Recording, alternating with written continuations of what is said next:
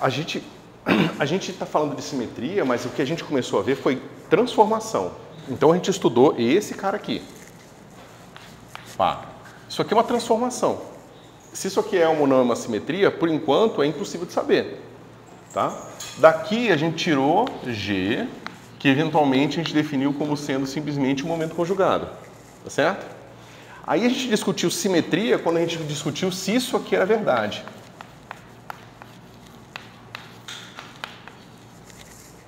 Aí é simetria. Tá certo? Como eu falei para você. A geometria pode ter aquela simetria, mas o seu problema pode quebrar a simetria justamente porque ele tem uma dependência que te fornece um elemento geométrico adicional. Por exemplo, quando eu falo sempre do campo elétrico externo, qual é o elemento geométrico adicional? É um ponto privilegiado no espaço, que é o ponto da onde está emanando aquele campo eletromagnético, por exemplo. Então, se eu me movo para longe ou para perto dele, é claro que o meu sistema muda. Naturalmente, se tiver interação eletromagnética, certo? Mas você veja, o ponto quebrou a geometria, quebrou a simetria da geometria, tá certo? Isso é um conceito que vocês veriam ou verão em relatividade geral, que é a maneira mais física e não matemática de entender o conceito de covariância generalizada. O conceito de covariância não é, esse negócio é tensor, então se é tensor é covariante. Isso é bobagem. Isso é uma maneira muito superficial de ver o problema. A covariância é você construir uma estrutura matemática que não possua elementos geométricos além daqueles que você deriva da métrica. Então, se você tem somente Gemini, derivada covariante, né, e os seus descendentes aqui, que são o tensor de Riemann, Ritchie e assim por diante, então você tem uma teoria covariante. Agora, se para escrever a sua equação de movimento você precisa de um vetor qualquer, V, Mi, fixo ou externo, ou um tensor, ou um escalar, aí você está quebrando a covariância da sua teoria, certo? É mais ou menos no mesmo sentido de que você tem a simetria. Veja, é parecido com o que a gente está falando agora na mecânica quântica e na mecânica clássica. Você tem a simetria da geometria, mas se você acrescenta elementos externos à sua geometria, você quebra essa simetria, ou potencialmente quebra. Na relatividade geral, a mesma coisa. Você tem a relatividade geral, no sentido de que é a maneira em que a geometria interage com a presença da matéria. Tá certo?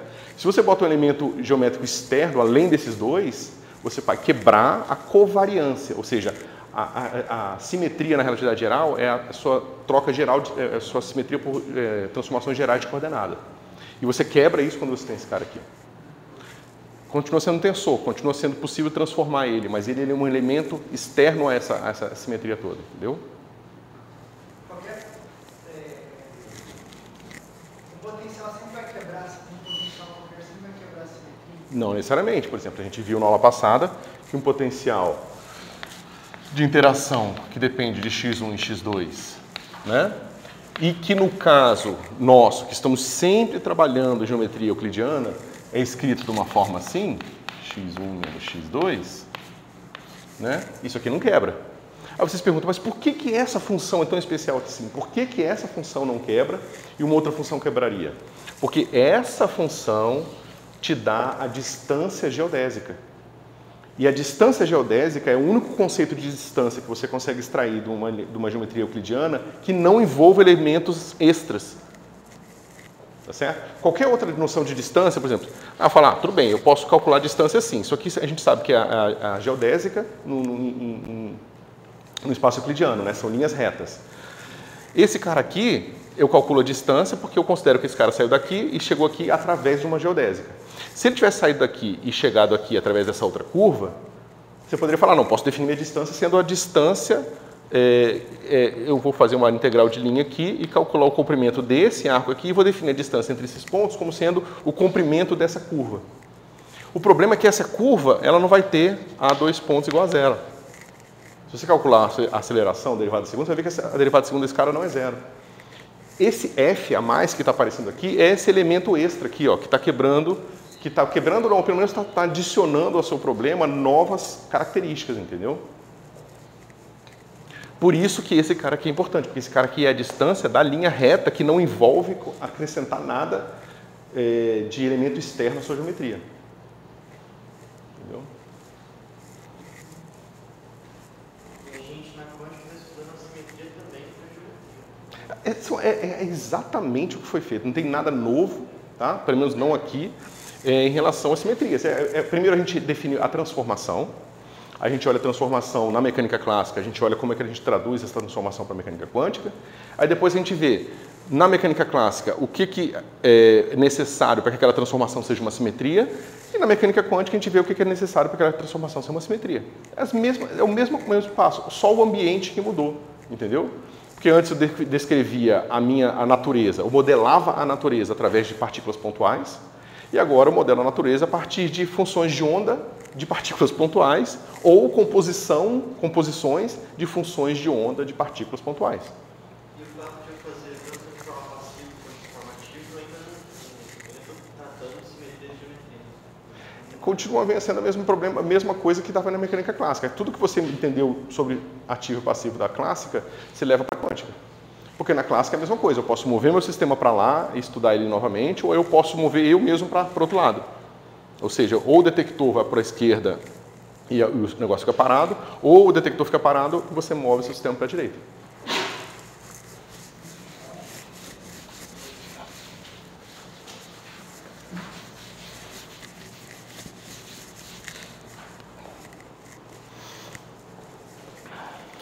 Mais dúvidas? Eu cheguei atrasado, o senhor falou alguma coisa da prova? Uhum.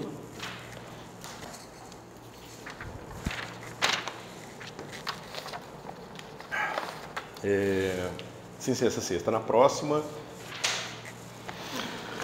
E talvez à tarde. Uma sexta à tarde, se não tiver reunião de departamento, a gente faz.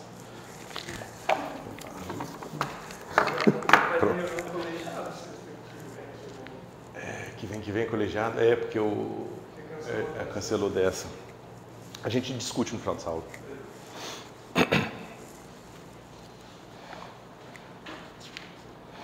Ok.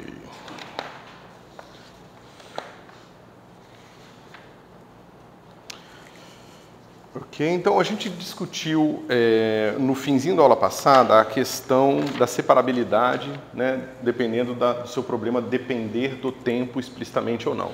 E a gente viu que essa independência explícita do tempo na newtoniana está associada ao fato de que o seu sistema tem ou não tem simetria por translação temporal. É aquela brincadeira, se eu faço experimento hoje de uma forma hipercontrolada, em que eu sou capaz, ou pelo menos suponho que eu sou capaz de preparar a mesma função de onda e estudá-la um epsilon depois de tempo, se eu repetir esse mesmo procedimento em vários momentos diferentes do dia ou do ano, o que quer que seja, eu suponho que eu vou obter os mesmos resultados, certo? Quando isso é verdade, a gente viu que a imposição é que a newtoniana não pode depender explicitamente do tempo, certo? Então, dito isso, a gente vai passar para o próximo problema, tá certo? Então, a gente viu até agora transformações contínuas. Então, a gente vai fazer uma deformação contínua no espaço, né? E a gente viu também essa deformação contínua no tempo. Ou seja, a gente viu que esse cara aqui, dH dt igual a zero, pressupõe, já que eu estou calculando uma derivada, pressupõe que o tempo é um parâmetro contínuo, né, que toma valores na reta real e que eu posso tomar valores desse operador tão próximo quanto eu queira um do outro, ou seja, não tem descontinuidade, não tem tempo mínimo, não tem tempo máximo, não tem nada, tá certo? Agora o que a gente vai começar a ver é uma classe de simetrias que são extremamente importantes, que são as simetrias discretas, certo? Então, por exemplo, quando eu faço essa simetria aqui, Vx, Vy, Vz, e aí eu tenho uma matriz aqui complicada de transformação.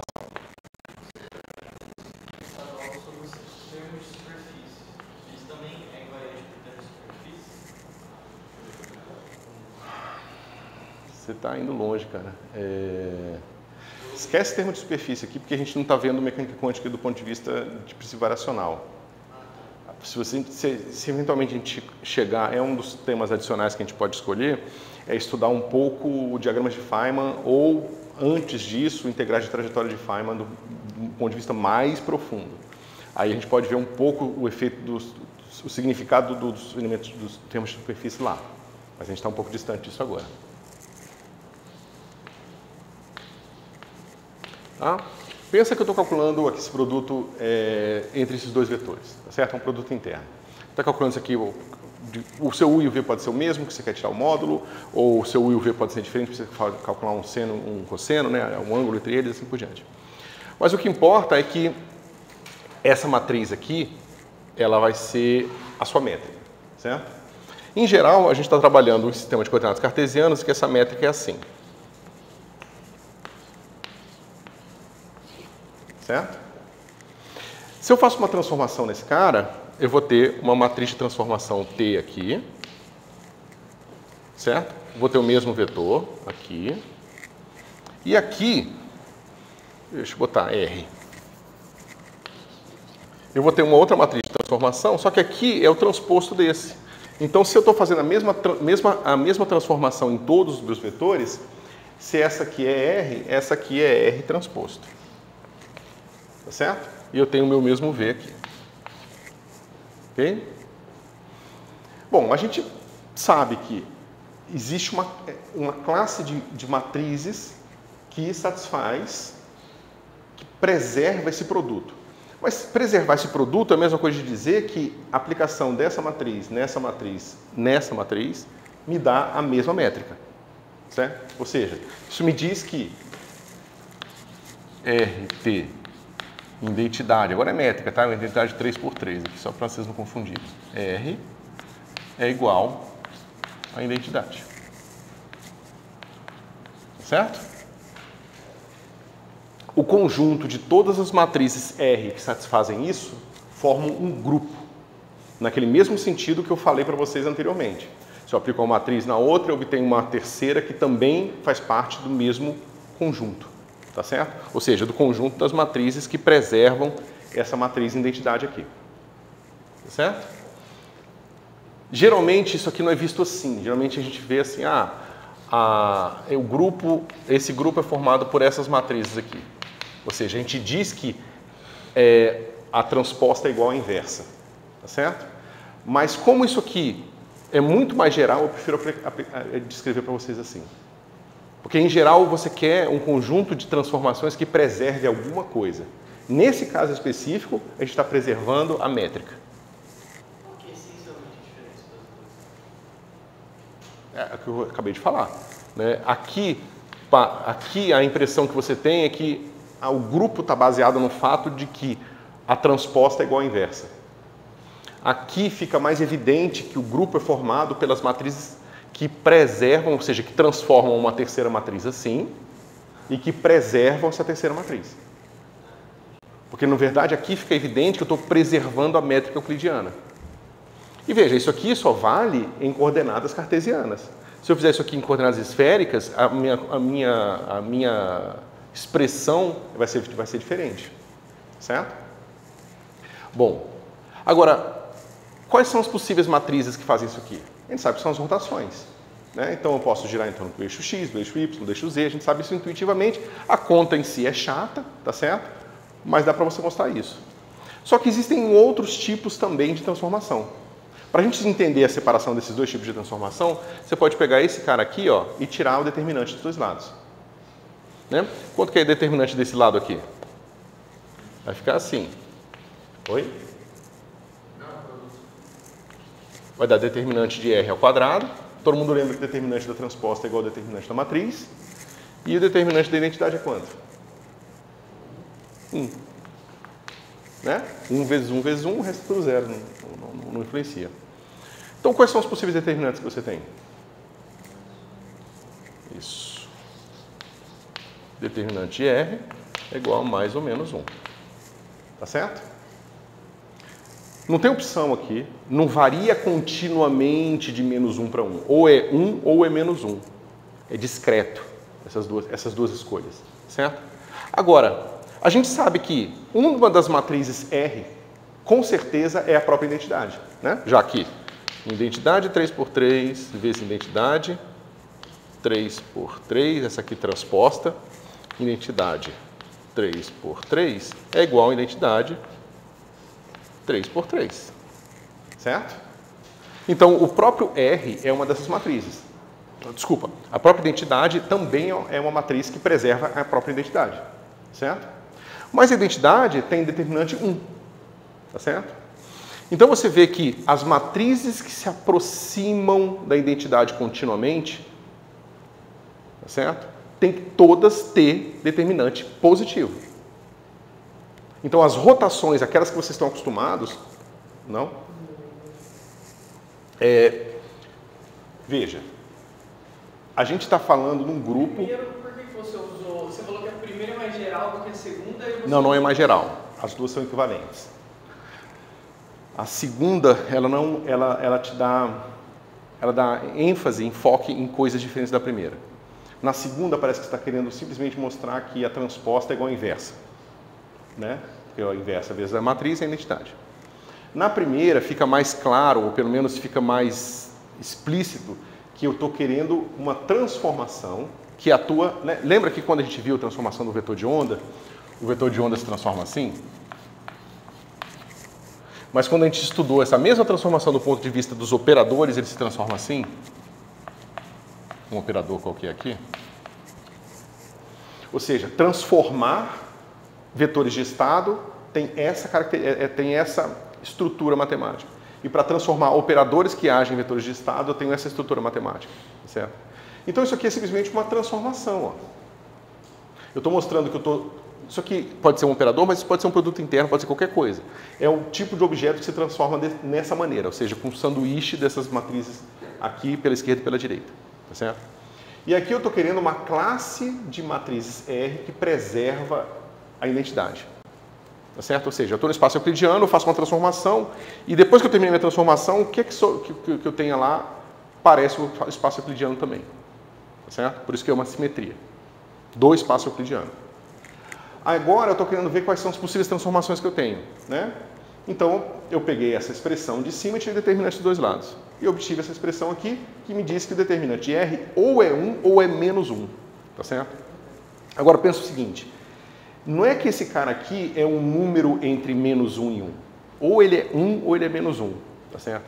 Só que a gente sabe, a gente está trabalhando desde o começo da aula, desde o começo desse tema, em matrizes que dependem continuamente de um parâmetro. E a gente geralmente bota de forma que quando a gente calcula R de 0, isso aqui é a identidade. Tá certo? Ou seja, a gente está falando de transformações deformáveis até a identidade. Eu vou fazendo uma transformação um pouco parecida, mas né, mais próxima da identidade, eu vou deformando continuamente. Ou seja, essa matriz depende continuamente do parâmetro epsilon. Certo? E de forma que isso vem para cá. Só que veja, se isso tudo é verdade,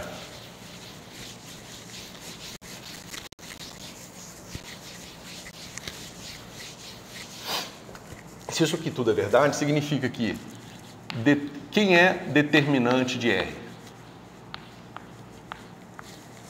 A gente, em princípio, não sabe se vai ser 1 ou menos 1, tá certo? Agora, se de fato esse parâmetro aqui é discreto, é contínuo, e eu posso ir mudando esse epsilon para um epsilon cada vez menor até eu chegar na identidade, eu sei que determinante de R0 é igual a 1. Tá certo? Mas eu sei também que esse determinante está preso, ou ele é mais 1 ou ele é menos 1. Então, se ele é mais 1 bem na identidade, ele tem que ser mais 1 perto da identidade também. Porque ele não pode variar continuamente. Tá certo? Ou seja, isso mostra pra gente que determinante de qualquer transformação deformável à identidade tem que ser 1. Tá certo? Num curso de teoria de grupos de Lie, você vai ver isso com muito mais detalhe. Tá certo? Aqui eu estou dando só os elementos para vocês pensarem. Vocês têm que fazer conta e se convencer dessas coisas. Certo? O que sobra para a gente... Pode falar.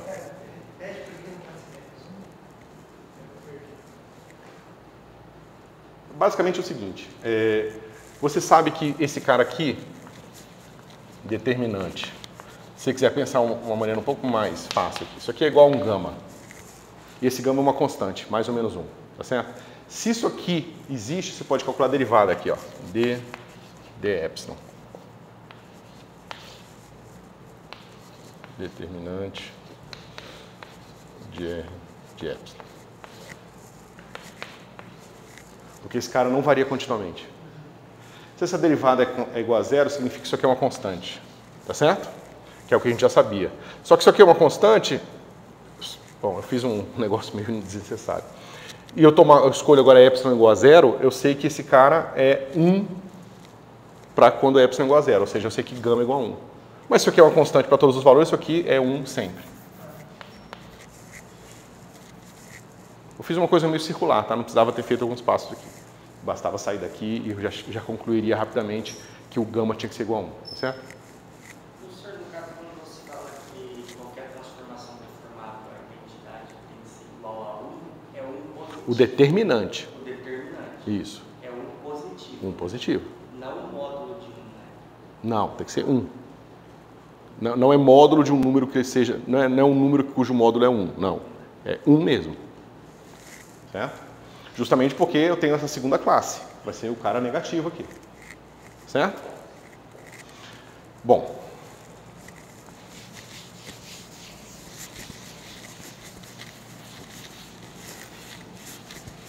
Então, sobra pra gente umas transformações assim, J, que podem depender de um parâmetro, não tem problema, tá certo? Que vão ter determinante menos 1. Tá certo? Mas, é claro que eu não posso deformar, eu não posso variar esse epsilon até chegar na identidade. Eu tenho que variar esse epsilon para chegar em qualquer outra coisa. Certo? É um outro tipo de transformação, porque não é mais uma rotação. Certo? Então, o que vai acontecer aqui? O meu J, ele tem que ser uma coisa que eu não consigo deformar a identidade. Certo? Mas, digamos, eu sei que uma matriz desse tipo eu posso diagonalizar ou encontrar uma maneira simplificada dela, certo? Como eu falei para vocês, eu não vou dar todos os elementos aqui, mas quais matrizes com determinante menos 1 eu posso formar? As mais simples, né? Eu posso formar menos 1, 1 e 1, tá certo? Eu posso formar o menos 1 aqui e o menos 1 aqui. Essas transformações são transformações de espelho, certo? Se eu boto um espelho aqui na minha frente, se eu faço assim com minha mão lá no outro lado do espelho está subindo também. Se eu estou botando para baixo, está botando para baixo. Se eu vou botar para a direita, está indo para a direita, a esquerda está indo para a esquerda. Só que se eu for para frente, eu tenho o meu dedo vindo para trás, né? Se eu estou aqui olhando, apontando para o espelho, quando o meu dedo vai para frente, o dedo da imagem volta. Então é só uma das direções que foi invertida. Tá certo? Então essas transformações são aqui de espelho. Se eu transformo duas, o determinante é positivo. Mas como é que a gente pode pensar isso?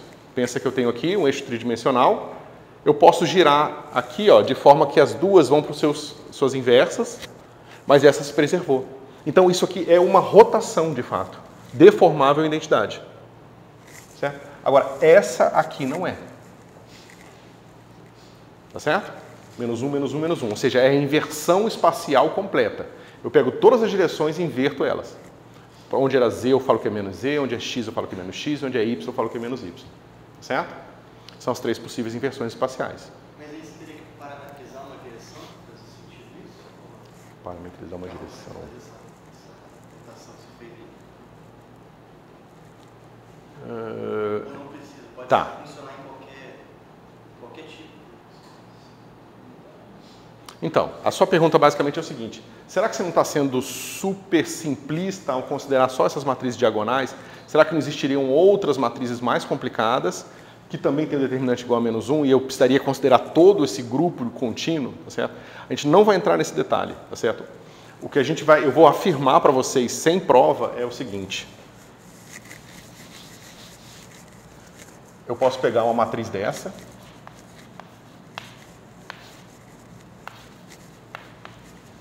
tá certo? E posso multiplicar ela por essa aqui.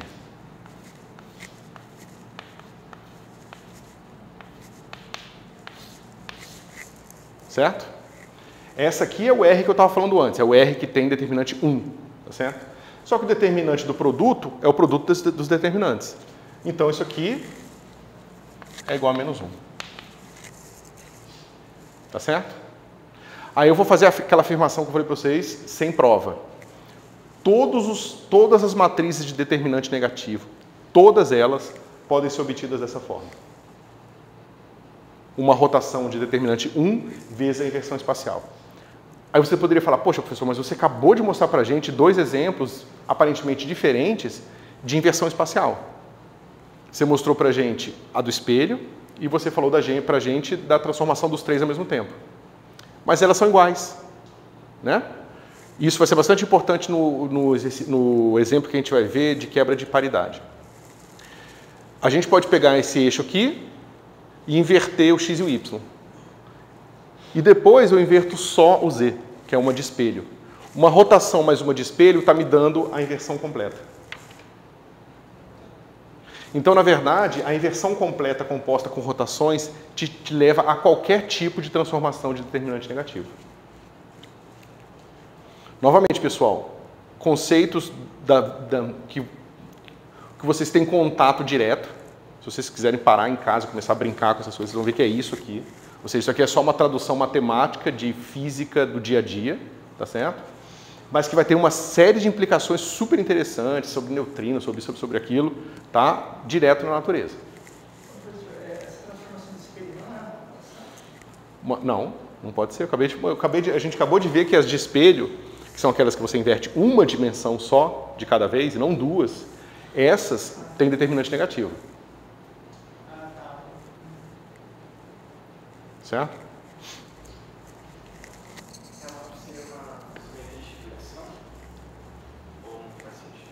A gente chama de espelho, não chama de reflexão. É que lá a gente estuda simetrias analíticas e tem a inversão também, a inversão espacial também do nome. Mas isso que a gente tem um pouco. Eu acho que é só uma questão de nomenclatura, cara.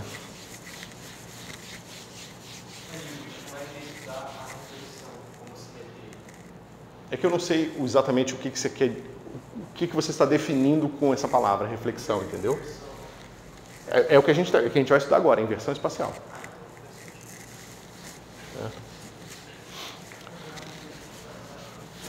Bom, dito tudo isso... Toda inversão é obtida pela composição de uma rotação com essa matriz aí toda negativa. Essa matriz toda negativa, eu posso escrever ela como J de Epsilon ou essa é especificamente uma J de Epsilon?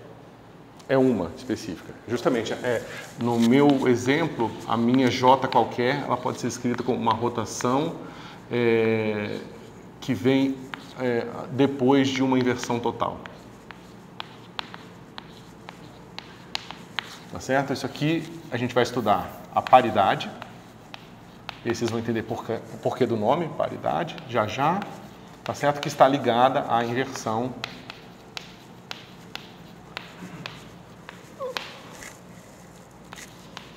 E essa matriz aí que está tudo com menos 1, ela não é o equivalente da rotação nula de R igual a 0. Não. Justamente porque ela tem determinante menos 1. Ela é outra coisa. Mas não é aquela coisa que você falou de aproximando do zero. Isso aqui nunca vai se aproximar da identidade. Mas ela não se aproxima daquela ali, se você for para o parâmetro zero, ou dá para fazer um análogo? Como assim? Porque isso aqui é só uma definição, tá? Eu estou botando aqui um. Pronto. O R, você falou que quando ele se aproximava do epsilon ser do zero, ele dava identidade. Isso. Existe um análogo para o J, quando eu vou me aproximando do zero, que ele me dá essa identidade inversa? Isso. É isso? Isso. É isso? Isso. É exatamente isso. Então aquilo ali é um J de zero. Um J de epsilon é um R de epsilon mesmo um J de zero. Isso, você pode pensar assim. Porque você quer definir esse cara aqui. Definir não, dada essa definição, isso é J de zero. Sim. Certo? Está interessado em inversão espacial, não é só o índice do menos 1 do meio que vai ficar negativo, os outros números. É o que eu falei para vocês, tanto faz.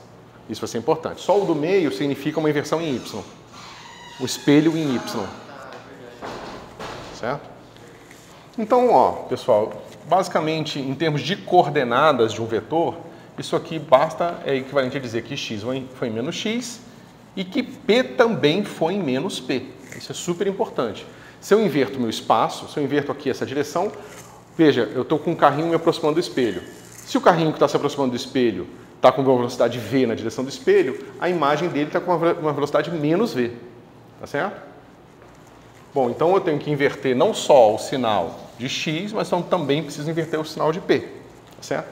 Ou seja, se eu digo que a minha inversão espacial vai ser representada por um operador dado por π maiúsculo, então eu sei que π maiúsculo atuando em x tem que ser igual a uma fase x menos x. E que π maiúsculo atuando em p tem que ser igual a uma fase menos p. Tá certo? Como não tem parâmetro aqui, pessoal, como esse operador, diferente do t, ele não tem um parâmetro epsilon, então essa fase aqui, ela fica a princípio global, certo? E como ela é global, o que acontece basicamente é que a gente vai definir essa fase aqui como sendo 1 por simplicidade.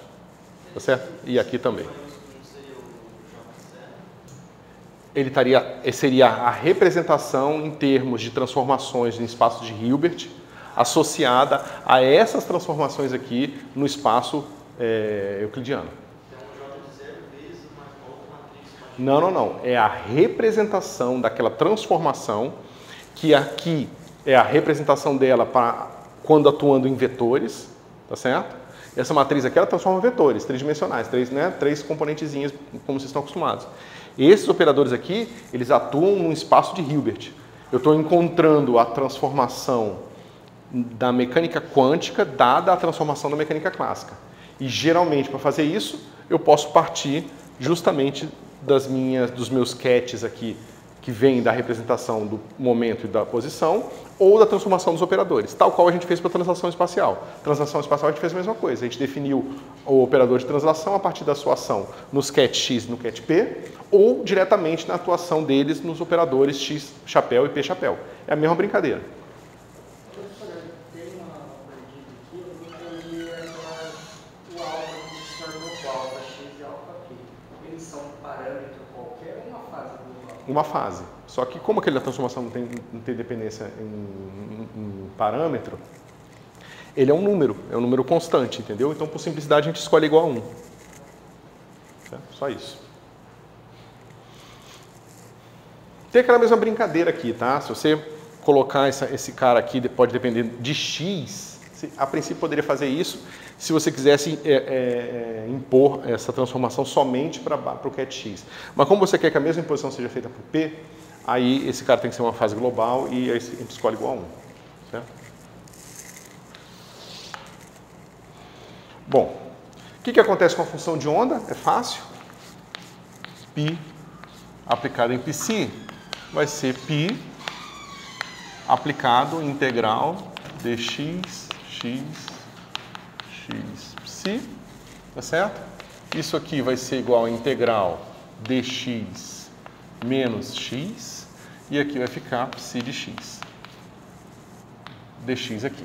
Agora eu vou falar que y igual a menos x, vai ficar assim, integral dy, tá certo? Só que tem um menos aqui, porque dy igual a menos dx, só que aqui era menos infinito a mais infinito, menos infinito a mais infinito, aqui ficou mais infinito a menos infinito, tá certo?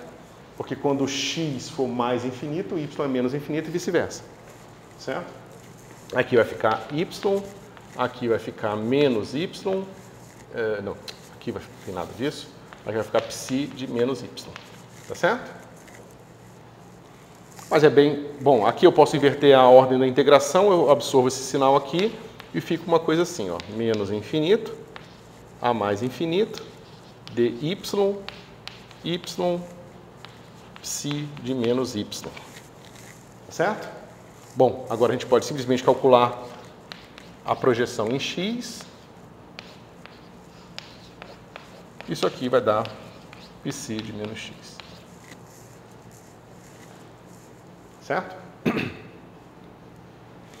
Então, inverter o espaço em termos da função de onda é igual a inverter o argumento dela. Tá certo? Inverter no sentido de multiplicar por menos 1, né?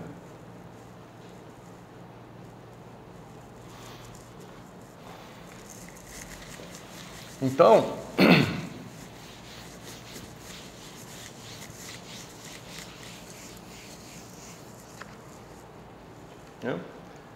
então a gente já sabe como funciona o nosso operador, porque a gente já tem uma representação explícita para ele aqui.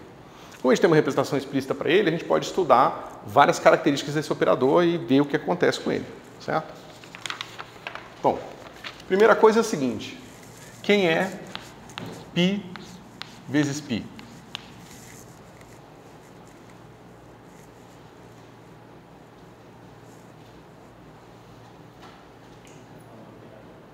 Uhum.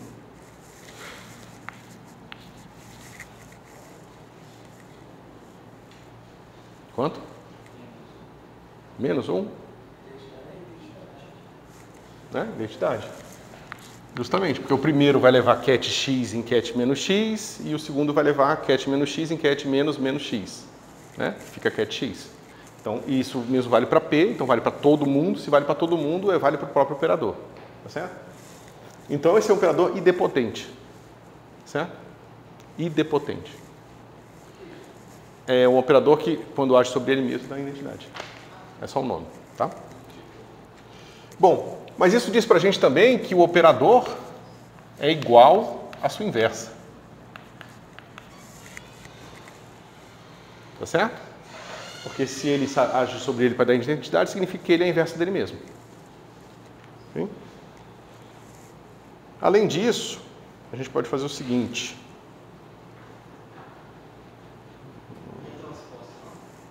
Oi? Não. Só um instantinho. Além disso, você pode pensar o seguinte, ó. Eu tenho esse operador atua aqui num certo estado, tá certo? E você tem um alto valor. Ok?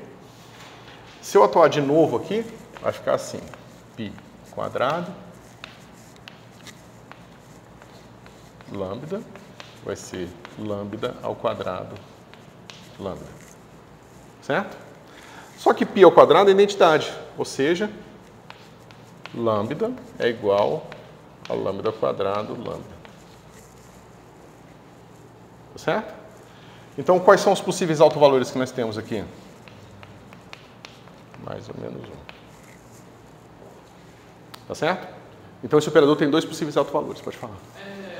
Na terceira linha, aquilo ali é o menos, né?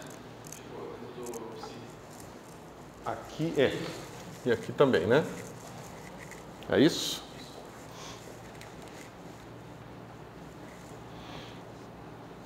Certo? E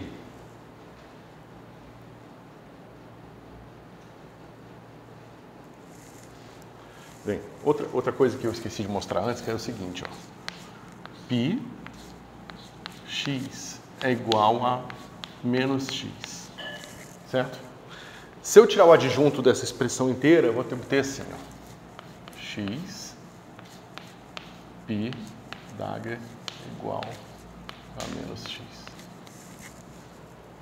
Tá certo? Mas você vê que é a mesma atuação que esse cara está fazendo em x, é a mesma atuação no cat x, é a mesma que você está obtendo aqui. Tá certo? Ou seja, isso aqui é uma prova ruim de que isso aqui é verdade. Ok? Deixa eu ver se dá para melhorar isso aqui. Eu não botei nas notas. Um pouquinho.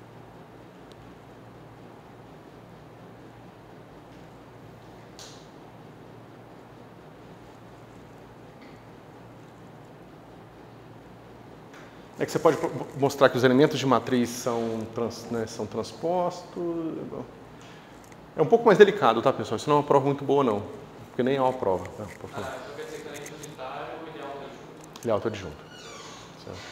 Deixa eu ver se eu consigo mostrar da maneira mais fácil. Então, aqui.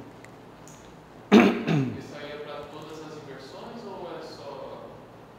É para espacial só. Só que então, é inversão espacial. Sim.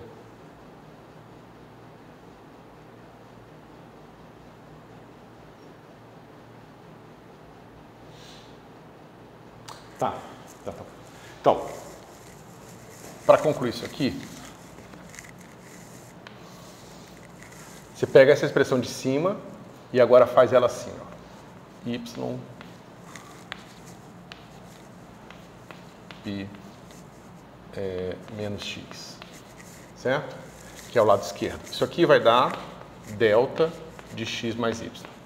Lembra, delta de Dirac é uma função par, certo? Pega de baixo e bota o y pela direita agora. Fica x pi y.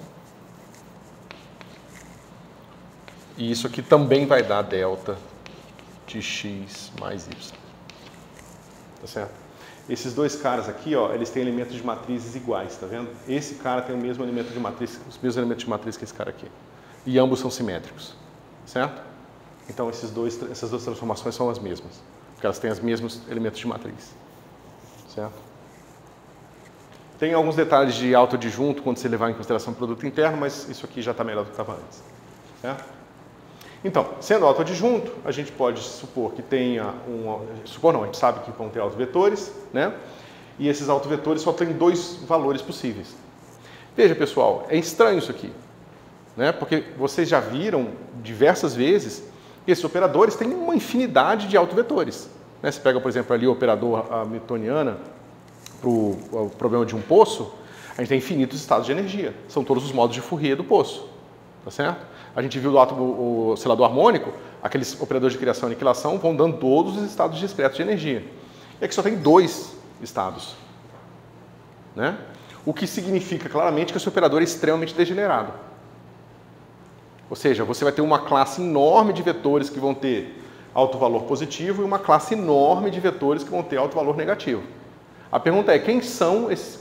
Que característica comum tem os autovetores com lambda positivo e quais características comuns tem o lambda, os vetores com lambda negativo, que é o que a gente vai ver agora. E sim, são todos os estados degenerados, são todos os estados que têm o mesmo alto valor daquele operador.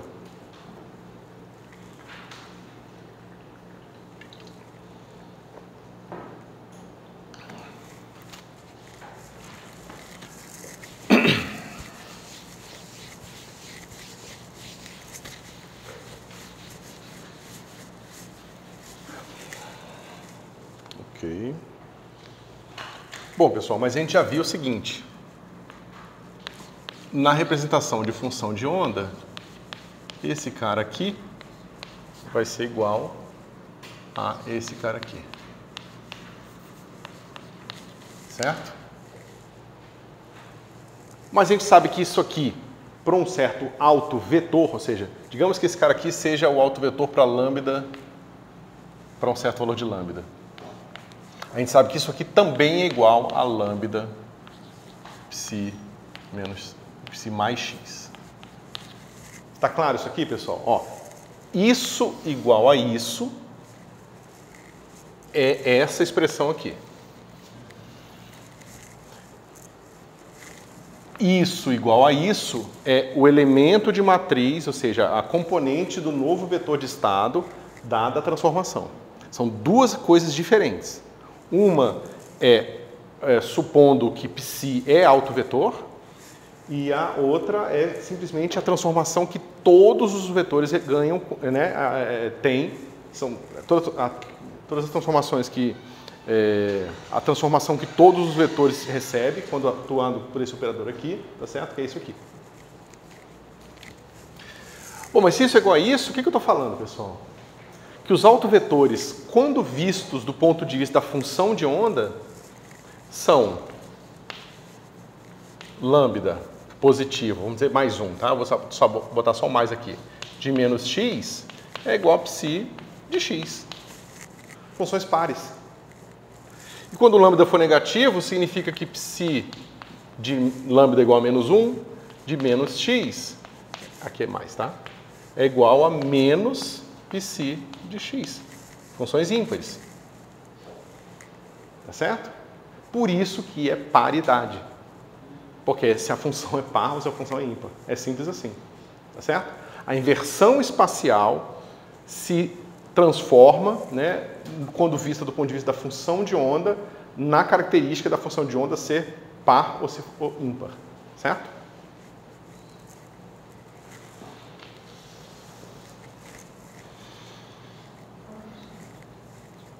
Bom.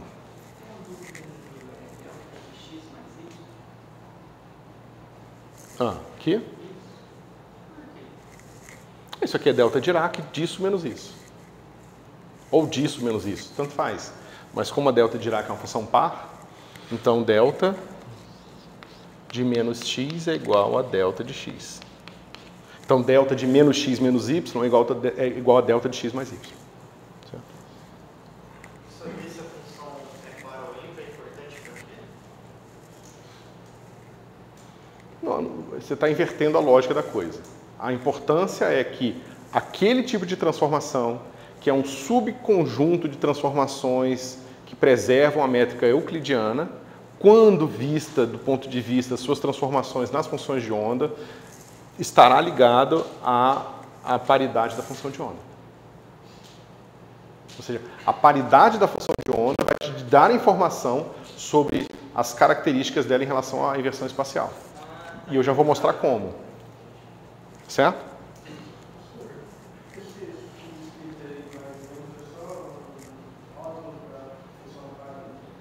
Não, é o rótulo para as autofunções do π que tem autovalor mais 1 ou menos 1.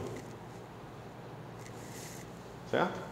Mas como é degenerado, eu não vou ter só um autovetor. Eu vou ter uma enormidade de autovetores com lambda positivo e uma enormidade com lambda menos 1. E é claro, pessoal, pega uma função de onda qualquer. Professor, eu não entendi a conclusão aí. A transformação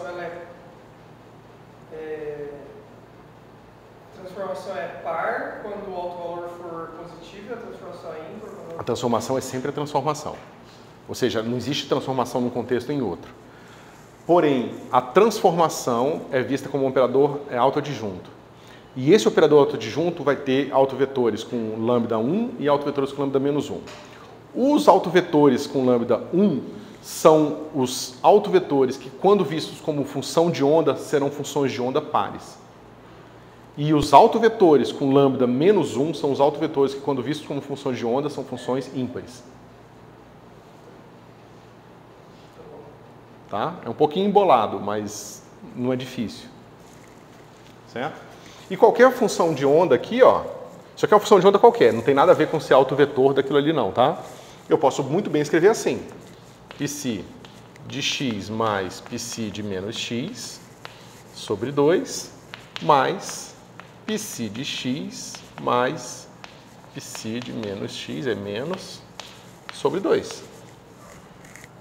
Certo? Isso aqui, pessoal, é claramente um autovetor de π com lambda 1. E isso aqui é claramente um autovetor de π com autovalor menos 1. Porque isso aqui é uma função ímpar e esse aqui era uma função par. Mas é bem óbvio isso, pessoal, porque veja, a gente está falando o seguinte, a gente falou que a gente tem um espaço vetorial aqui, um espaço de Hilbert, tá certo? E a gente mostrou que a gente tem dois subespaços do espaço de Hilbert. A gente tem um subespaço totalmente degenerado com lambda 1 e a gente tem um subespaço de lambda menos 1. E isso aqui, pessoal, essa continha que vocês já cansaram de fazer na vida de vocês, basicamente em termos de produtos, é o espaço do lambda mais 1 soma direta do espaço menos 1. Tá certo? É a mesma coisa que você falar o seguinte, eu tenho os autovetores do átomo de hidrogênio, os autovetores do oscilador harmônico. Aí eu vou pegar todos os autovetores com um autovalor menor que tanto e todos com um maior. Eu estou separando o meu espaço em dois pedaços. É claro que um vetor qualquer do meu espaço vai ser a soma desses autovetores, mas qualquer combinação dos outros autovetores. Por isso que é soma direta aqui. Nesse caso, eu estou dividindo, digamos, meu espaço no meio. Mal bem, não exatamente no meio não, porque esses caras têm características um pouco distintas, tá?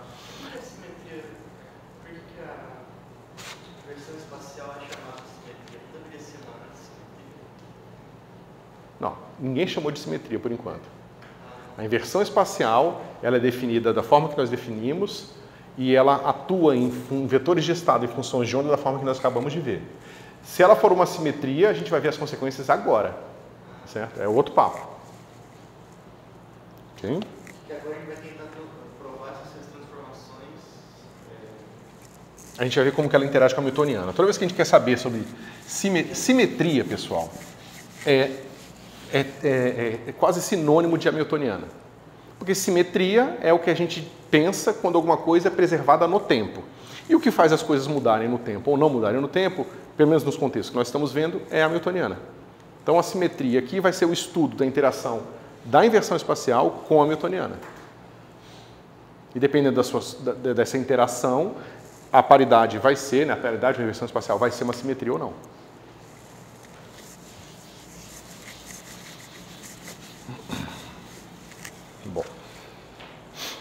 Bom, pessoal, do ponto de vista dos operadores, a gente tem esse cara aqui.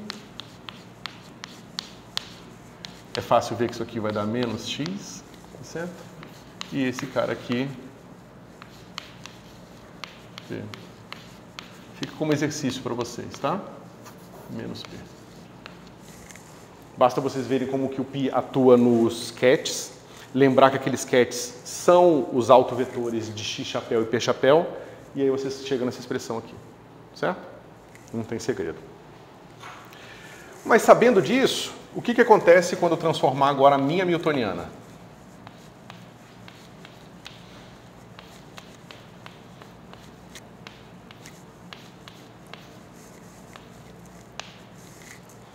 Como é que fica essa expressão aqui? Que a gente discutiu bastante as duas últimas aulas. Fica H. Não. Isso.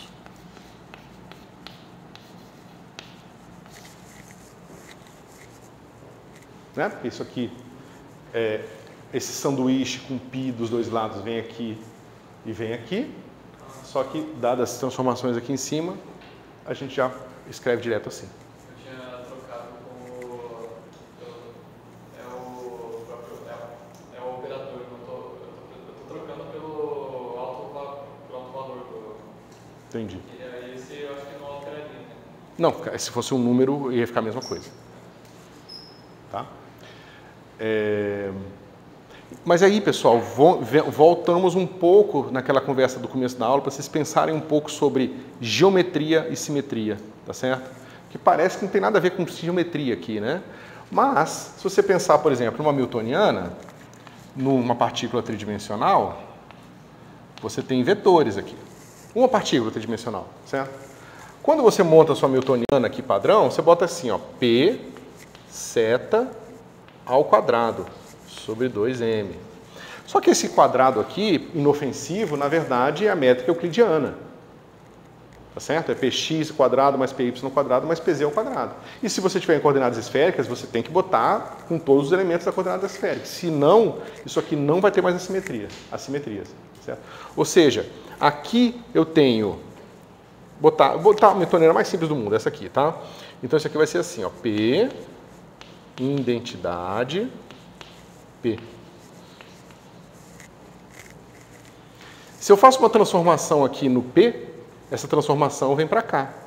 E se essa transformação preserva a minha métrica tridimensional, tá certo?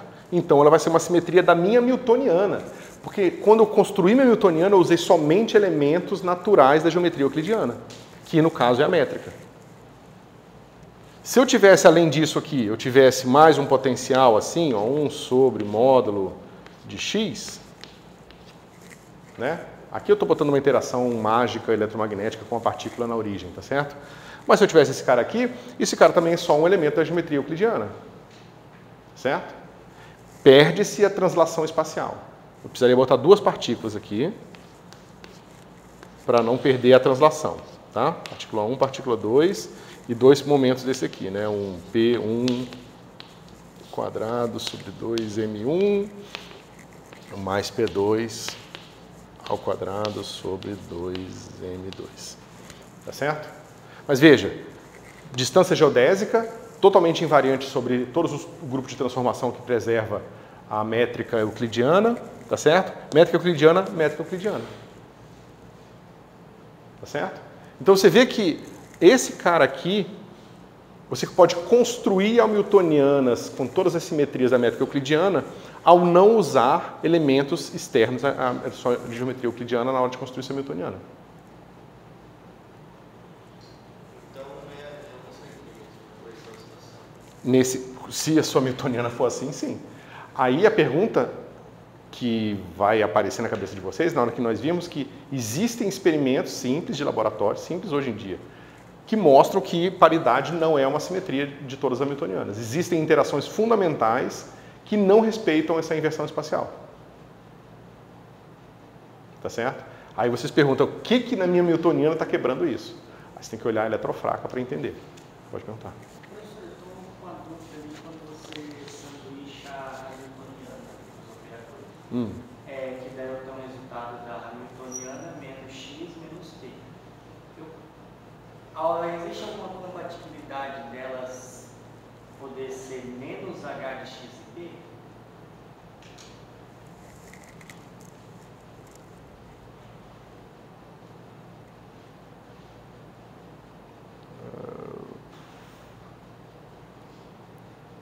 Ou seja, um sistema cuja hamiltoniana tivesse essa característica que você está falando, ele teria algumas propriedades especiais que eu não saberia te dizer agora de cabeça, mas provavelmente teria alguma coisa envolvida provavelmente a inversão da direção do tempo. Certo? Mas não é exatamente isso, porque a inversão da direção do tempo está associada... Poderia estar ligado à inversão do tempo, mas não exatamente. Tá? Mas assim, não é um tipo de sistema que aparece frequentemente. Então, quer dizer, eu nunca vi um sistema assim. Ou seja, um sistema cuja hamiltoniana tivesse... Seria uma hamiltoniana esquisita, né, que ia depender tipo, de um polinômio de potência ímpar aqui no P, esse é um negócio meio estranho. Só fiquei em dúvida porque eu acho que geralmente... Não, isso não dá, cara. Se a hamiltoniana tivesse isso, ela nunca teria limitação por baixo. Ou ela teria que ser uma hamiltoniana limitada por cima e por baixo, para poder ter essa simetria que você falou, ou se ela não for limitada numa direção, essa simetria mostra que ela é não limitada na outra também. Porque para todo alto valor positivo, você ia encontrar um alto valor negativo de mesmo módulo. Então, provavelmente seria um sistema não físico, que tem associado esses polinômios de potência ímpar aqui, né, que te daria hamiltonianas sem limite inferior.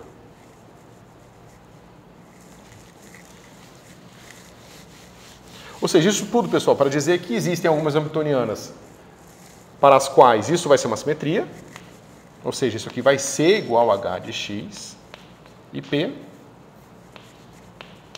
e claramente vai ter alguns sistemas em que isso aqui não vai ser mais verdade, né? Isso aqui não vai ser mais igual a esse cara aqui. Quando for, o que isso diz sobre a hamiltoniana e o operador de paridade?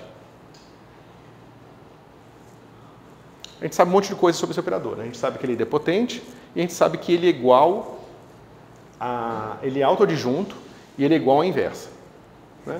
Ou seja, eu posso tirar esse cara daqui ou deixar ele aqui, posso multiplicar... Eu estou supondo que isso aqui é verdade agora, tá? Isso aqui é igual a isso aqui. Se eu multiplicar por π pela esquerda, eu vou obter assim, ó. H π igual a π H. O que é a mesma coisa de dizer que H comuta com π. Certo? Cuidado aqui, pessoal, com umas certas nuances. Aqui, a gente está estudando o operador completo de transformação de uma vez. Tá? E aí a gente está mostrando que, nesse caso, porque ele é idempotente, porque ele é autoadjunto, ele comuta direto com a hamiltoniana. Nos outros exemplos de transformação contínua, o que a gente mostra é que você tem um operador de transformação, o operador de transformação vai ter um gerador, e geralmente ele é uma simetria quando o gerador comuta com a hamiltoniana. Aqui não tem gerador, a transformação é toda num objeto só. O objeto é unitário, autoadjunto, ele tem todas as características que você possa ter para simplificar um operador, tá certo?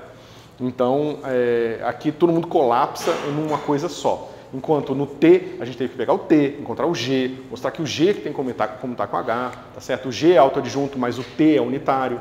Então, as coisas, essas características estão todas espalhadas em pedaços mais complicados. Nesse caso, todas essas características estão diretamente no nosso operador π, certo? Ok. Agora, o que isso diz sobre o sistema, então? Porque isso... Você falou? Eu tenho uma pergunta. Nesses computadores, os argumentos são diferentes de π? Argumento? Pi é um operador só, não tem mais de um, não tem argumento. O da Hamiltoniana, perdão. Porque enquanto em XP... Mas, justamente o que eu falei para vocês. Aqui, eu estou supondo que é uma simetria. Ou seja, estou supondo que está igual a esse aqui. Esse é igual a esse. Se você tem razão, em geral, isso que eu falei não é verdade. Tá certo? Mas o Hamiltoniana só comuta com π quando a atuação dela é assim. Só isso. Certo? Bom, pessoal, mas se isso aqui é verdade, então a gente também sabe que o propagador também comuta com π. Certo? Porque a gente sabe que esse cara aqui é um polinômio em H. Se ele é um polinômio em H e o H comuta com π, H comuta com o seu propagador. Mas o que isso significa? Então vamos dizer o seguinte, eu tenho aqui o meu π0, tá certo? E o meu π0 ele tem paridade bem definida. Se eu aplicar o meu π aqui, eu vou obter, por exemplo, lambda sendo ou 1 ou menos 1, tá certo? π0. Ok? Agora eu vou fazer o seguinte, eu vou calcular o meu psi de t. Ele vai ser u de t π0. Será que se eu medir a paridade desse cara aqui, ela vai estar bem definida? Então eu aplico π aqui, π de t. Isso aqui vai ficar π u de t π0. Só que se esses caras, se a Hamiltoniana é realmente invariante por inversão espacial, então esses caras comutam, que foi o que eu acabei de ver ali, né? Que veio para cá.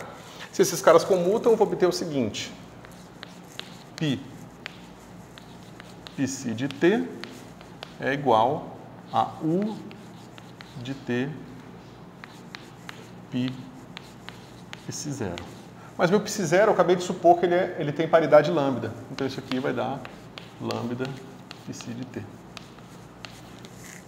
Então, é mais uma evidência, não, mais um exemplo dessa característica, né? Se você tem um alto valor bem definido e aquele operador, o operador do qual você tem aquele alto valor, comuta com a Hamiltoniana, então aquele alto valor é preservado. Aquela característica é preservada. Então a paridade é preservada. Se você começa com uma função de onda par, ela continua par o tempo todo. Se você começa com uma função de onda ímpar, ela continua ímpar o tempo todo. Tá certo? Então, de certa forma, a propagação no tempo desse tipo de Hamiltoniana que satisfaz essa simetria aqui, ó, é tal que não mistura ímpar com par. Tipo, o pedaço da função de onda que é ímpar, ele não informa o pedaço que é par. E vice-versa. Na propagação no tempo. Certo? E inversão temporal? Inversão temporal? Calma, a gente vai chegar lá. Tá nervoso.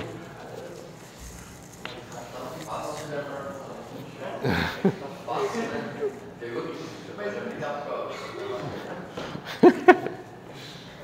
a ideia da construção vai ser que é discreto, né? Vai ser parecido. Vai ser parecido. Vai ser é que tem aquele detalhe. Aqui, a gente está falando de operadores que estão dentro do espaço de Hilbert e ponto. Quando a gente fala de inversão temporal, fica a nuance, acrescenta-se várias nuances, justamente porque na inversão temporal você está falando de essa transformação que leva um espaço de Hilbert em outro espaço de Hilbert. Porque a propagação no tempo ela não se dá dentro de um espaço de Hilbert, te dá ao cruzar espaços de Hilbert. Então, tecnicamente é um pouco diferente, tá certo? Mas assim, a essência, o espírito é o mesmo.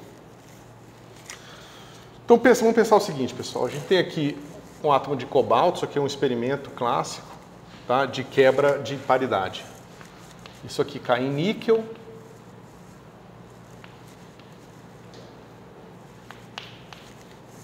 elétron e um neutrino.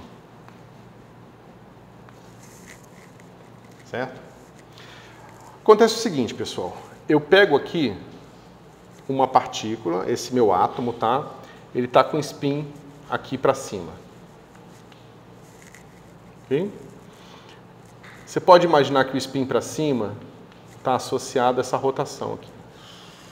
Tá certo? Uma rotação assim, anti-horária. Certo? Só que aqui, ó, no plano que está cortando o quadro. Certo?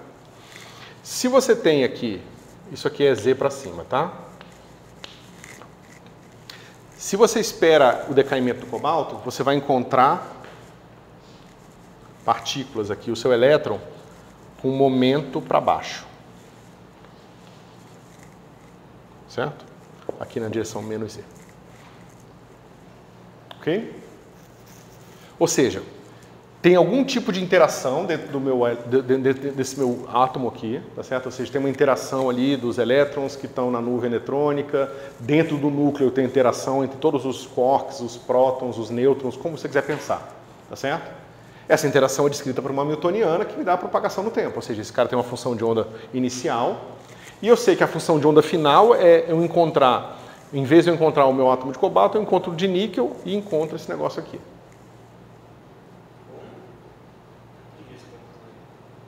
Qual a conclusão? Só estou descrevendo o que eu falei. Eu só estou descrevendo o que está escrito no quadro.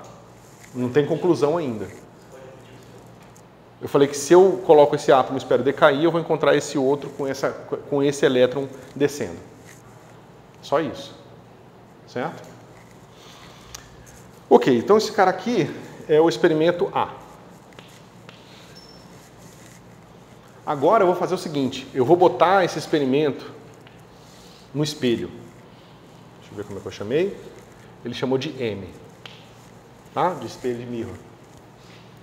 Se eu coloco esse experimento no espelho, o que eu vou ver lá na imagem? Como é que vai estar o spin do meu átomo aqui? Continua igual? É, porque se ele está para cá na direção dele, o espelho está do lado. O meu espelho é aqui, por exemplo. Certo? Uma coisa está girando assim. No espelho, como é que ela está girando? Ela está porque inverte só um dos lados. Né? Então, se eu estou andando na direção aqui anti-horário, no espelho está como? Está horário. Então, no espelho, eu estou vendo esse cara assim, ó. E aí eu estou vendo assim.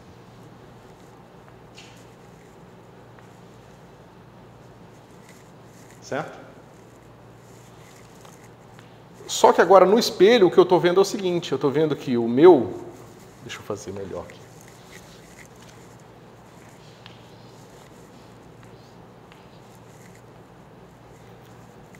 Eu só tô, é o mesmo experimento, só que eu desloquei para baixo, tá? Não, eu estou falando besteira. Esse é que eu estou falando do último já. Então esse cara tá...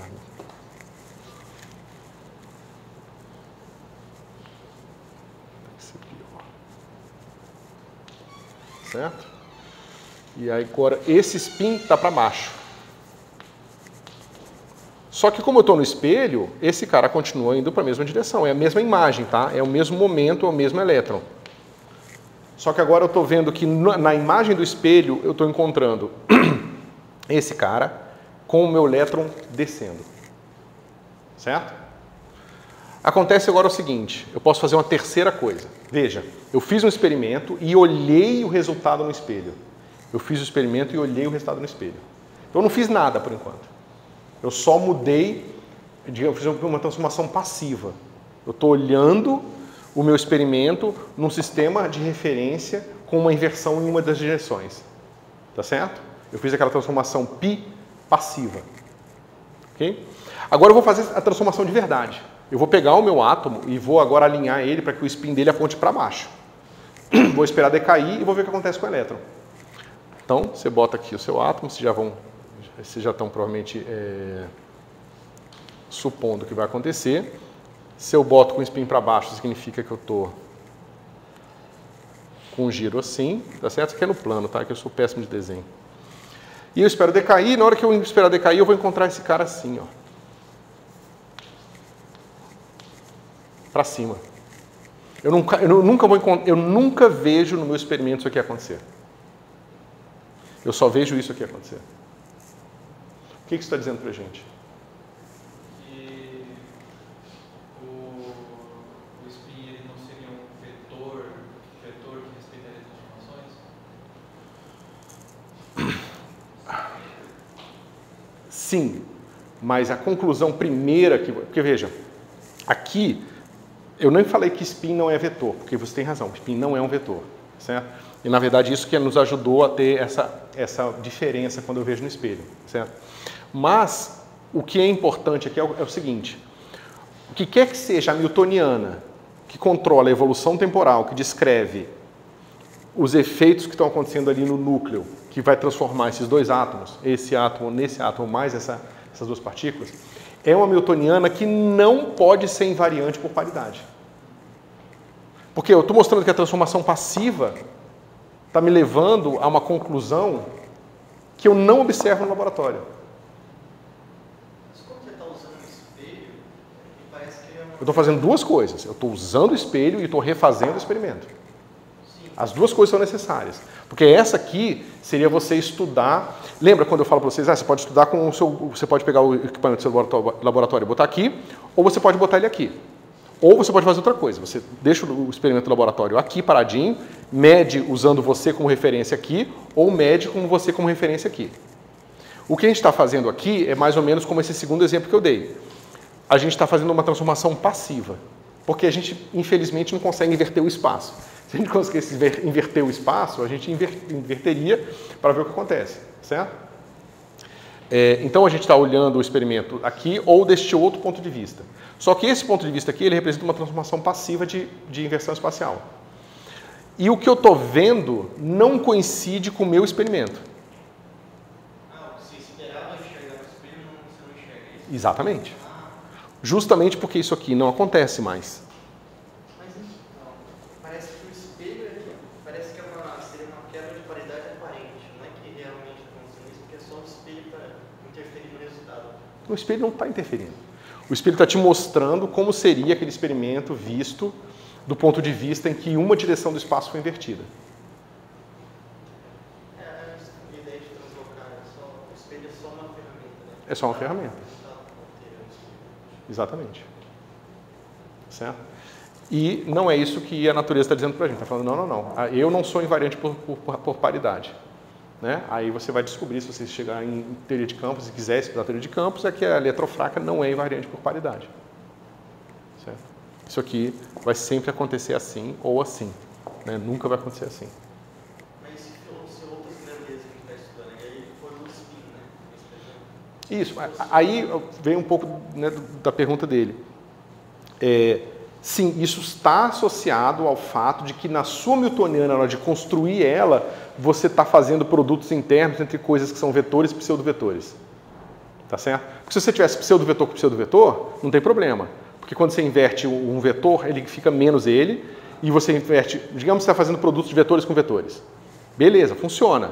Porque se você inverte um, inverte o outro, os dois ganham um sinal de menos e fica positivo, então a newtoniana fica invariante, que é o P quadrado, que a gente estava discutindo antes. Agora, se eu tenho um produto interno de um vetor com pseudovetor, tipo campo elétrico, tipo a velocidade da partícula com campo magnético. Né? Se você tem um B vetor V, por alguma razão na sua newtoniana, então se você faz uma inversão espacial, o B não troca de sinal. A gente sabe, vocês viram isso em elétron 1, mas o V troca.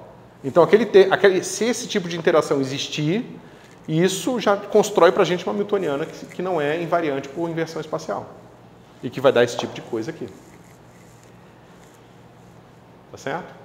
Porque trocou o sinal, então, quando você inverte o espaço, em vez do negócio cair nessa direção, vai cair para outra, ou seja, vai subir. Quase falei cair para cima.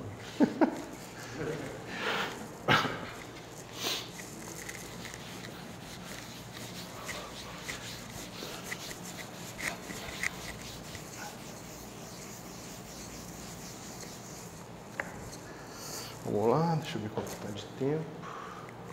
Ótimo. Então a gente vai começar agora a pincelar, acho que não vai dar tempo porque é um pouco complicado, a questão da inversão temporal, tá?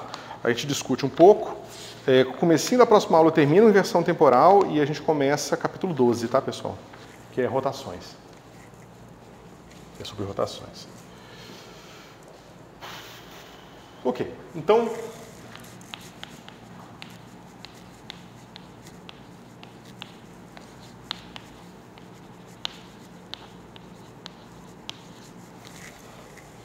né? Bom, o que acontece quando você inverte o sinal do tempo?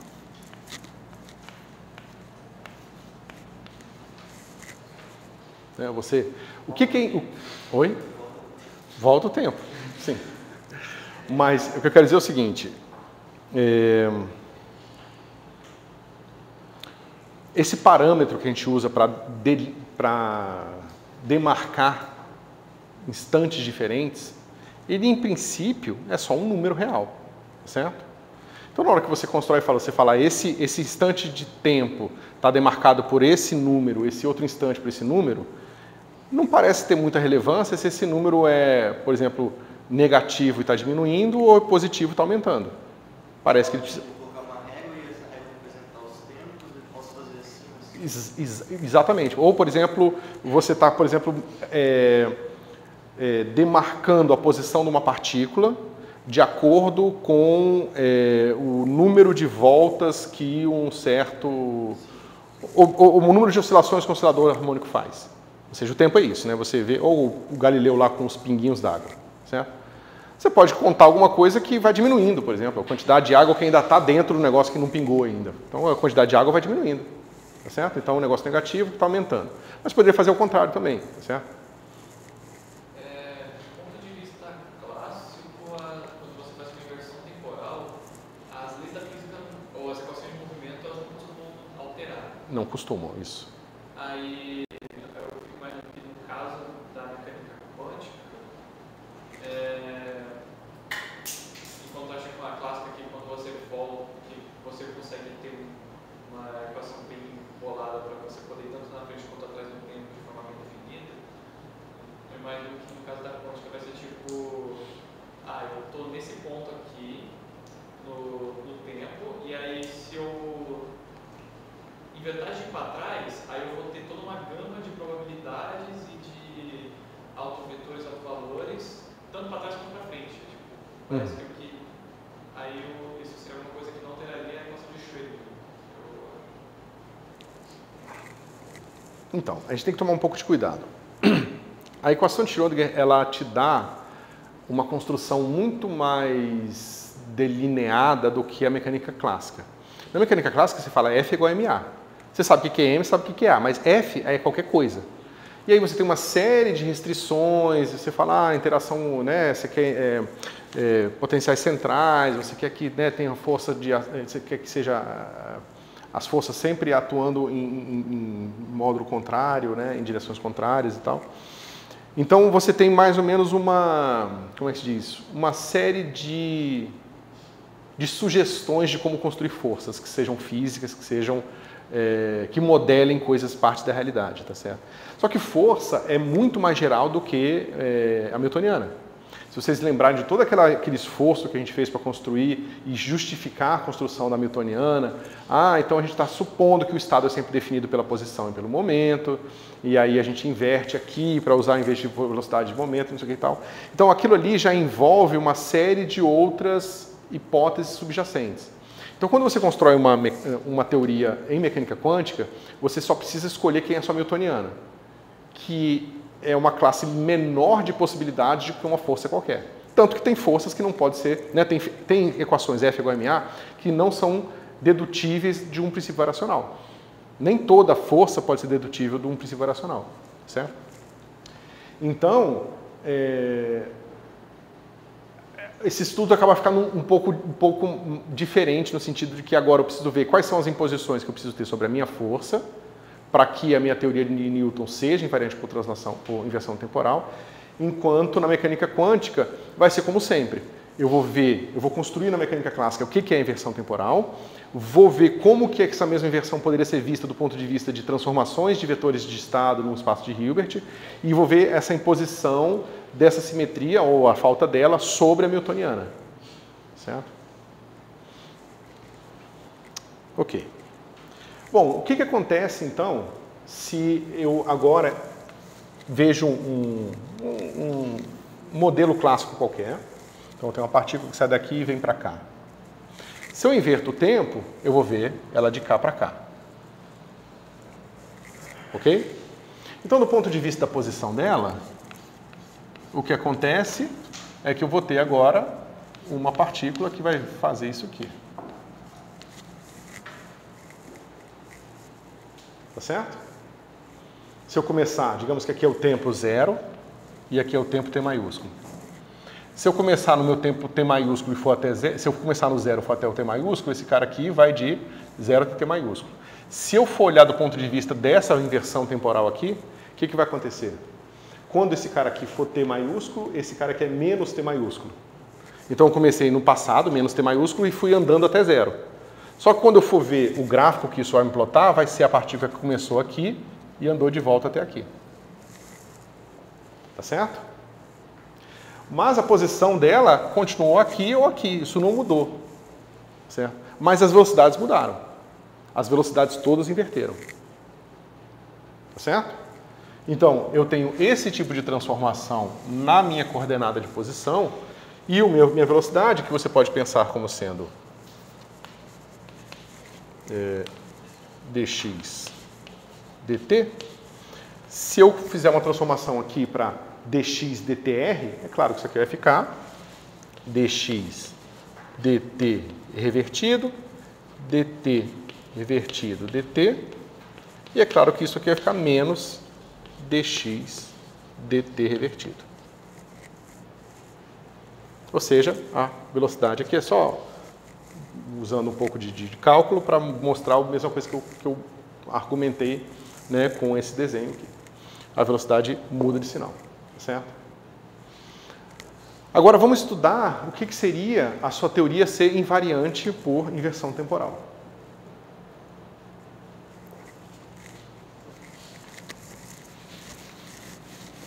Só vou tentar parar num ponto que faça sentido para vocês.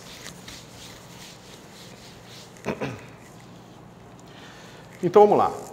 Eu tenho uma equação de movimento clássica, tá certo? E eu vou usar uma equação já de Hamilton, tá? Então, eu tenho o P de t e tenho o x de t, e eles satisfazem aquilo de sempre, né? X ponto igual a P sobre M, ou melhor, del H del P, e P ponto igual a menos del H del X, tá certo? Então, eu tenho minha equação de movimento direitinho aqui, tá certo? Se eu inverter os meus dois... se eu faço uma inversão temporal, o que acontece com esse cara aqui? Vai ficar assim, ó, menos dx dtr, tá certo? E aqui vai ficar assim, ó, del p, del h, del p, r, del pr, del p. Só que esse cara aqui também é menos 1. Tá certo? E aqui é a mesma coisa, vai ficar assim, dp, dtr, dtr, dt, igual a menos del h, del x, tá certo? Aqui, deixa eu botar só uma... Eu vou fazer o caso em que a hamiltoniana não depende explicitamente do tempo, tá? Só por simplicidade, porque senão a gente teria que botar a inversão no h também. Mas vamos supor que isso não é verdade. Então, esse cara aqui não muda, e aqui eu vou ter del... Não, aqui não muda. Então, aqui, esse cara aqui vai dar menos 1, certo? Só que eu tenho aqui, ó, o dp, dtr,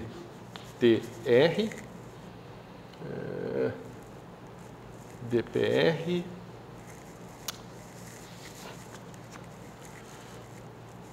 dp, dpr e dpr, dtr, dtr, dt. Certo? Esse pedacinho aqui. Certo? Menos 1, então esse cara aqui não muda. Então as equações de Hamilton não mudam, tá certo? De sinal, se a sua hamiltoniana não depender explicitamente do tempo. Se ela depender explicitamente do tempo, tem que ser uma função par do tempo. Certo? Isso está claro, pessoal? Mas veja, eu tenho que mudar o meu T para TR e o meu P para PR. Tá certo? De reverso. Ok? Ó, pensa por quê? Digamos que eu comecei aqui. E e botei minha velocidade inicial para cá. Passou um tempo e uma partícula chegou aqui. Tá certo? Só que ela chegou aqui com a velocidade para cá. Tá certo? Se eu inverter a direção do tempo e a direção do momento, então na hora que eu for começar aqui, eu começo nesse mesmo ponto, mas com a velocidade para cá. Se eu começar com a velocidade para cá, ou seja, se eu inverter a direção do tempo, mas eu não inverter a direção do momento ou da velocidade, eu não tenho um sistema que vai voltar daqui para cá. Tá certo? Eu estou tendo dificuldade de imaginar isso no experimento. Parece que está sendo muito arbitrário. Você que está decidindo qual que é a evolução temporal. Mas é absolutamente arbitrário. O que eu estou fazendo aqui é construindo uma transformação. Ou seja, eu estou construindo o que eu vou chamar daqui para frente de inversão temporal. Tá certo? E eu estou construindo essa transformação de forma que ela altere os elementos matemáticos que coincida com aquilo que eu quero transformar na realidade. Eu quero pensar como que é uma coisa andando numa direção do tempo e como seria essa mesma coisa andando na direção contrária do tempo. Mas experimentalmente não é análogo ao espelho lá da inversão espacial. Não é análogo. Vai ter alguns análogos, mas bem mais complicados. Eu posso depois procurar. Tá? Mas é a mesma coisa, assim, no sentido de que eu tenho uma certa transformação e eu preciso encontrar uma maneira de pegar aquela transformação representada em algum elemento da realidade para poder testar aquilo, tá certo?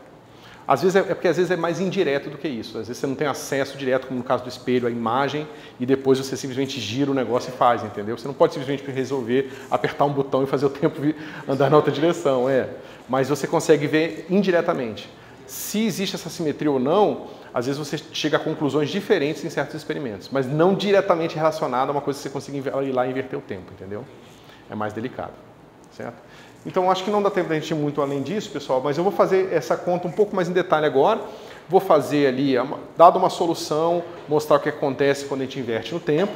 E aí depois a gente explica a mesma ideia para uma função de onda. Propaga a função de onda para o futuro e depois pega a minha função de onda no futuro, inverte o momento, não inverte a posição e propaga de volta. A gente vai encontrar um operador de inversão temporal, igual a gente encontrou um operador de inversão espacial. E a gente vai estudar as características dele e ver o que acontece, tá certo? E aí, isso, digamos, encerra, pessoal, essa parte de simetrias de translação, que são as mais simples, tá? Porque uma translação numa direção não implica nada na translação da outra direção.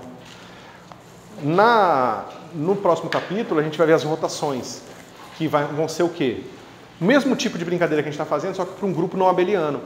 Como o grupo é não abeliano, então significa uma rotação influencia a outra, eu não consigo mais estudar só rotação em X, só rotação em Y. Porque vocês podem ver que aqui a gente está estudando assim, translação só em X, translação só em Y, e meio que a gente não se preocupou com translações em X e em Y.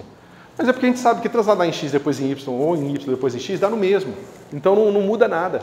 A gente pode estudar separadamente. Rotação não. Você não pode estudar só rotação em X e depois em Y. Porque se você rodar em X, depois Y, depois em X, depois em Y, é diferente de rodar em X, X, depois Y, Y. Entendeu? Porque elas se compõem. Né?